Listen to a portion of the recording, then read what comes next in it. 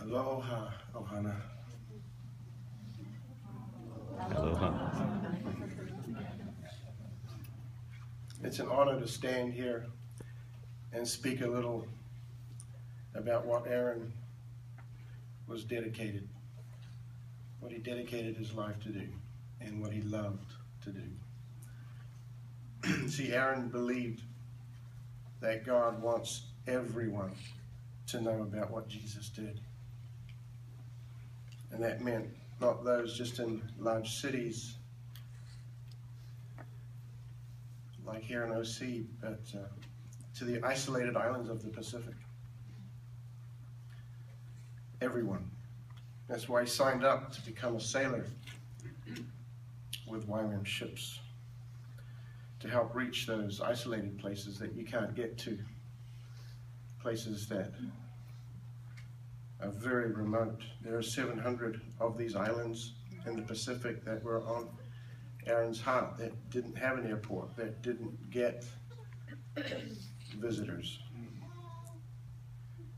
He was involved in taking medical care, and dental care, Bibles, water technologies on board. But most importantly to Aaron, it was the good news of Jesus. He would take them to places that may only see 2 or 3 or 4 supply ships a year. Places that have no docks, no airports, no power, no internet, no running water, certainly no hospitals or pharmacies. Places without dentists or midwives, where this region of Micronesia, where 1 in 7 women die of childbirth, and families try to survive on less than $700 a year. These are the places that were deep in Aaron's heart. Yeah. This is what Aaron said yes to. It's what he dedicated himself to his life to. It's what he trained for. It's what he just loved. It's why he spent long periods of time away from Orange County.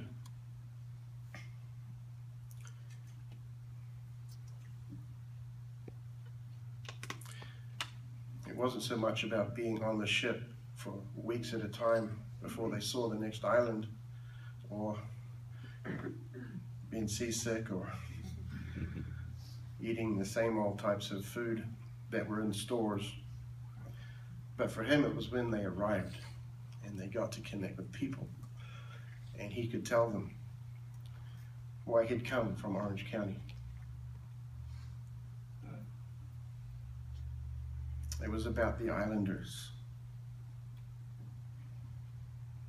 I met Aaron when I was in Townsville, Australia. I'd gone there to teach a week in one of the missionary equipping training schools that YWAM has, called a discipleship training school, and Aaron was there, and he met me at the break time, and he just kind of said, I got to talk to you.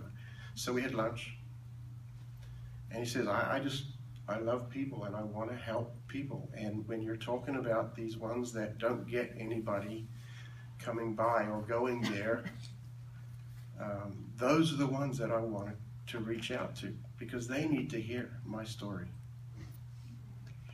So a year later, he showed up in Hawaii and he joined YWAM Ships. He studied and graduated a School of Navigation and Seamanship so that he could go.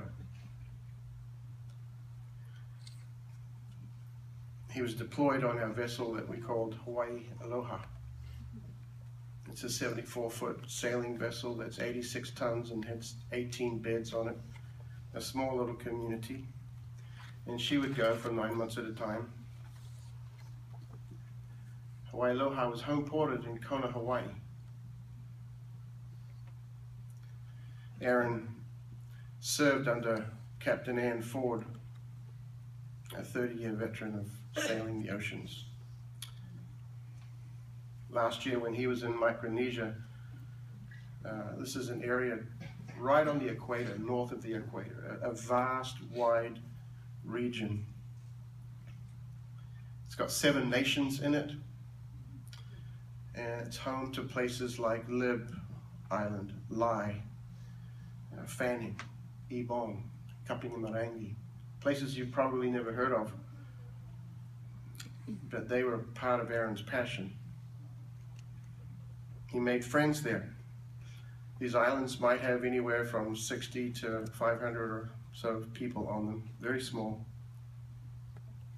living in the most isolated corner of the planet.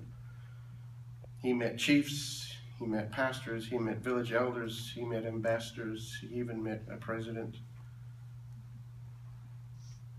many of whom have actually written to us and encouraging you as Aaron's family and friends.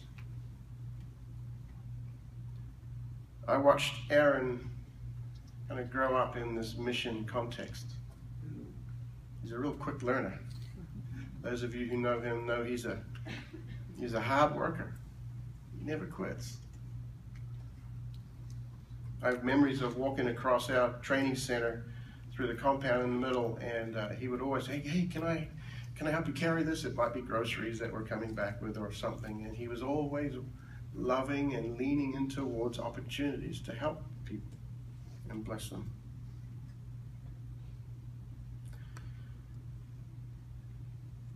I didn't meet anyone who didn't like Aaron. In fact, he was in the middle of his school, and one morning we were having a little testimony time of how things were for the weekend, and he said, "I went shopping to Walmart, and I was walking out through the parking lot, and I met this person and led them to Jesus in the middle of the Walmart parking lot." That's just who Aaron was. He just would engage anybody if there was a moment to do it. It really showed actually what was on Aaron's heart.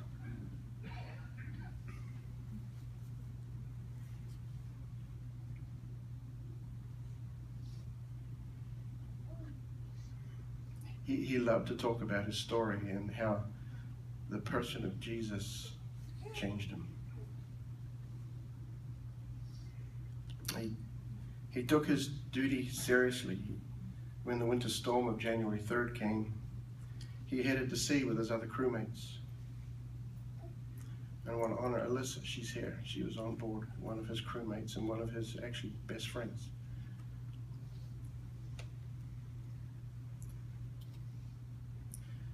He headed to sea to protect the vessel, because you never stay in port when there's a storm. You have to go to sea. Ships are designed not to sit in the harbor, but to go to sea and face the storm. And he went to sea with his other crewmates, and he protected the vessel and all of the supplies they had just loaded up to be gone for 2 years. And they were leaving on the Tuesday. Aaron stood his watch on the bridge. He performed everything that he would normally do textbook. He was very good at what he did. He did it the way he was trained. However, the storm that night eventually took 6 vessels aground throughout the state of Hawaii. The reason I'm standing here is not so much to talk about what happened 10 days ago, but to talk more about what Aaron dedicated his life to. You see, he found peace, and he always spoke about a hope, and he wanted others to have that same.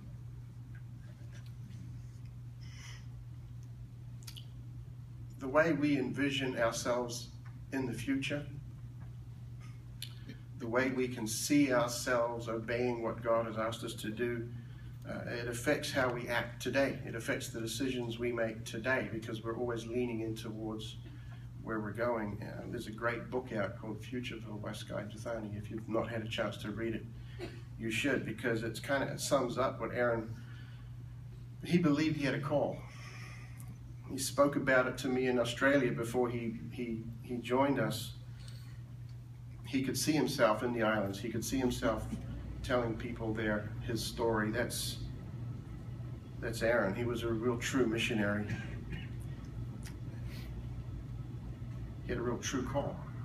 That's why he trained the way he did. It's why he took seamanship university courses, why he volunteered, why he went, why he paid his own way to go there. It's why he owned it so much. It was his call, and he knew that that's where he was going. And that's why he signed up, and that's why he went. Aaron's life has inspired me. May it inspire you. And may some of you receive a call of God to continue the legacy Aaron had, and may you go too. But most of all, may everyone that's listening to me this morning know the peace and the hope that Aaron had. May it be yours today too. Mahalo.